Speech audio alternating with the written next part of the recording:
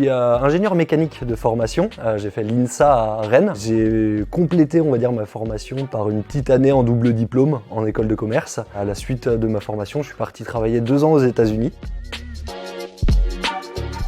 À mon retour des États-Unis, j'ai passé un entretien pour être consultant. Je voulais être ingénieur projet dans les énergies. On m'a parlé du boulot d'ingénieur d'affaires que je ne connaissais pas du tout à l'époque. Je me suis dit pourquoi pas, ça peut m'intéresser. Je suis arrivé chez Be Engineering en 2016 dans les équipes parisiennes. Je suis resté 2 ans ingénieur d'affaires avant d'évoluer sur le poste de responsable de département sur l'agence nantaise. Début 2021, je suis arrivé dans le sud de la France pour, on va dire, restructurer une agence basée à Aix-en-Provence et qui rayonne sur toute la région PACA.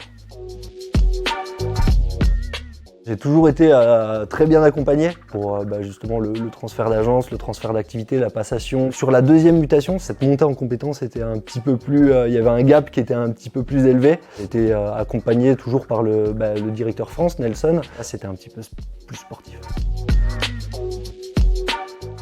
Aujourd'hui, on est quand même une petite agence pour Be Engineering. Je garde un côté très opérationnel. Et en plus de cela, on rajoute la partie un peu plus stratégique. On est tributaire un petit peu du marché de l'ingénierie. Et du coup, il faut sans cesse se renouveler. Je pense qu'il faut avoir des qualités relationnelles pour pouvoir créer et faire vivre différents partenariats. La prise de décision, c'est très important. De venir chez Be Engineering déjà. Aujourd'hui, il faut un petit peu écouter ce qu'on a vraiment envie de faire. On a tous plein de compétences quand on sort d'école qu'on ne connaît pas encore. Donc il faut vraiment savoir s'écouter pour faire son chemin et tracer vraiment sa ligne directrice.